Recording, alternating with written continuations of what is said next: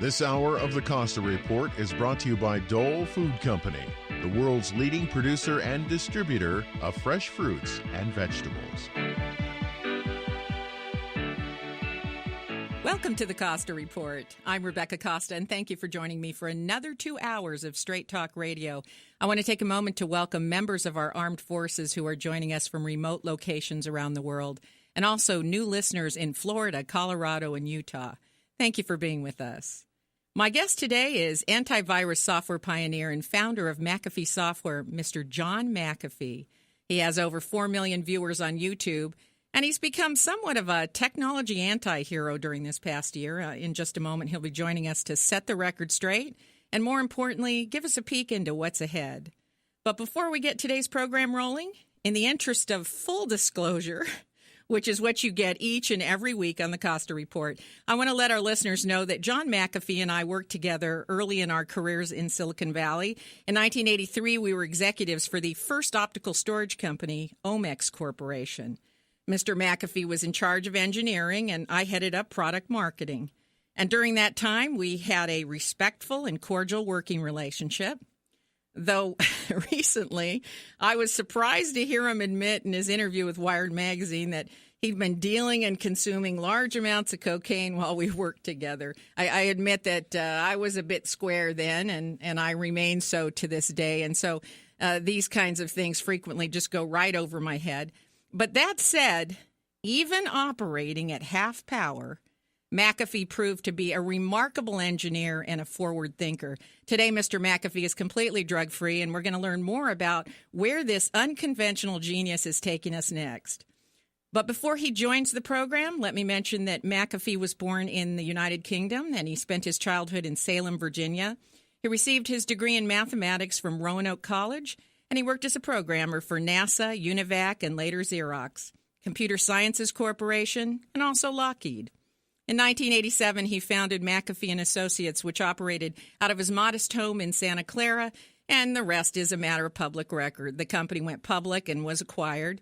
McAfee eventually retired to a quiet oceanfront home in Belize, where he made investments and he dabbled in startups. And in 2010, he began a new venture in antibiotics based on antiquorum sensing technology. And life was simple and good until the spring of 2012. When his home was raided on the basis of false drug trafficking charges, and shortly thereafter, McAfee's neighbor was found murdered, and he became a person of interest.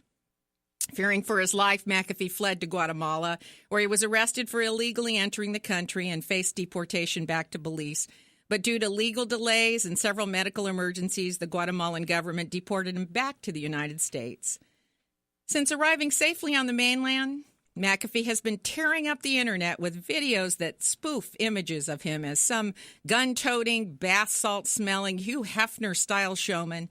And while his life and public image may appear to be over the top, behind all of these shenanigans lies a deliberate and methodical inventor. It's my pleasure to welcome to the program a technology pioneer, thinker, and former colleague, Mr. John McAfee. Nice to speak with you, John. Well, it's very nice to speak to you, and you're right. My face and ears are red with such glowing praise, and it's the first such praise I've heard in many years. So thank you very much, and I'm really happy to be here today.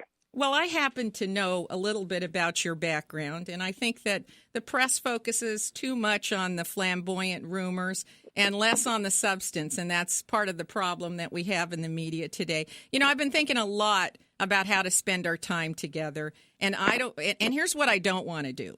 I don't want to treat you like you're some spectacle, the way I see other programs exploit you, and I don't want to go over the same ground over and over again. So I decided I'm only going to ask you one question about the situation of Belize, and then we're all done. We're going to move on. So here's my question. Has there been any progress made in finding the person who murdered your neighbor?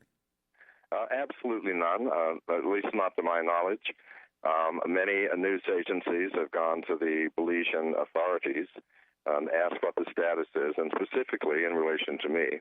The authorities continue to insist that there is no evidence whatsoever linking me to the murder of my neighbor, but merely want to question me.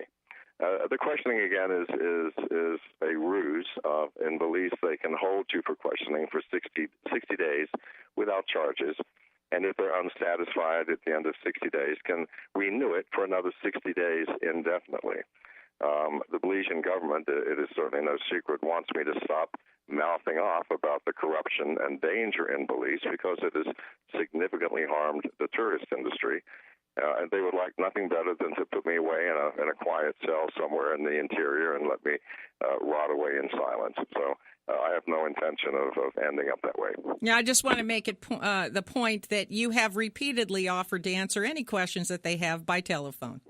By telephone, by Skype, or to meet them in person in a neutral country, including here in America, in England, the Bahamas. Many countries I've offered to meet them in, and they have declined. They want me to come there. Well, that's absolutely right. And I want to make it clear that you've been fully cooperative and they haven't taken you up on it. So therein already is a problem. You might remember that I lived in Laos during the Vietnam War. And so I'm going to be the first to say that if you're living in a country where there's corruption and you get sideways with the law, you better get the heck out of Dodge because there's no winning. They'll put you in the ground before they let you ruin their party. And that's what you did. You left the only way you could. And I think that that's pretty much all there is to the story. Or am I missing something? No, I mean, and certainly from my perspective, that's all there is to the story. Although it's a very big story. From my perspective, I felt the entire time that my life was in danger, or at least, my future. The living in a jail cell indefinitely is not much of a life. So, well, let me go further and say your life is still in danger. Well, I would have to agree with that fully. Only because I have not yet shut up about Belize. I can't help it when people ask me questions, which they bring it up. I have to tell the truth. Well, it is a very corrupt country, extremely corrupt, extremely dangerous. On a per capita basis, it's the murder capital of the world. It is a tiny banana republic in Central America with no real laws.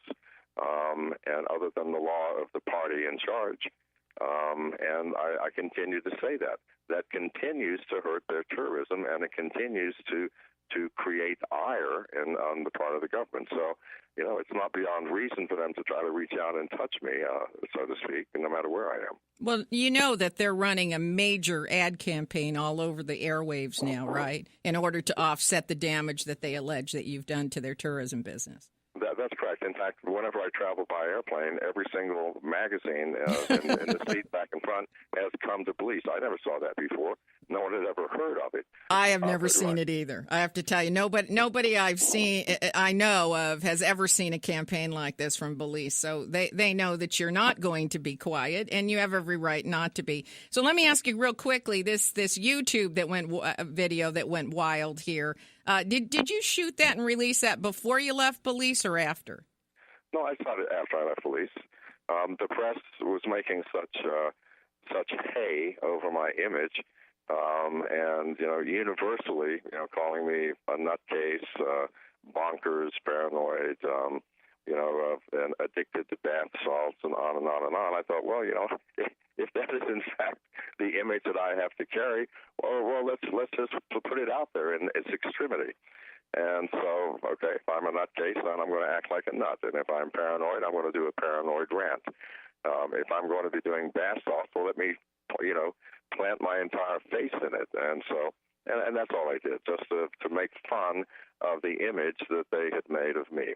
I have to tell you, when I saw the video, I couldn't stop laughing because it was vintage you, right? I mean, if you're gonna make false accusations, then I'm gonna take it and I'm gonna exaggerate it and have a whole lot of fun with it. And boy, I think you really pulled it off well, and everybody got a big kick out of it. And of course, the YouTube video went viral.